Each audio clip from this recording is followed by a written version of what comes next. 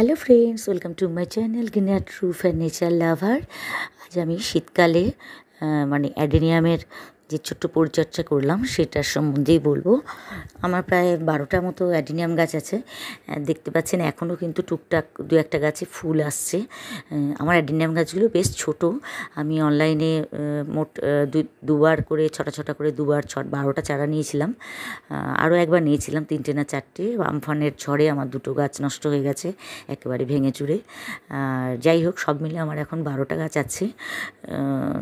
এখন শীতের সময়, তাই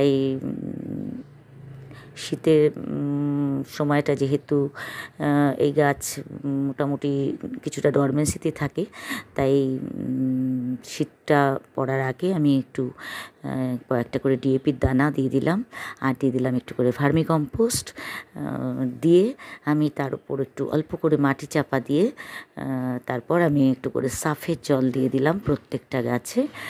আর গাছের পাতাতেও একটু কাকা স্প্রে করে দিলাম, কারণ একটু আদ্র মিলিবাগ একটা দুটো গাছে দেখতে পাচ্ছিলাম।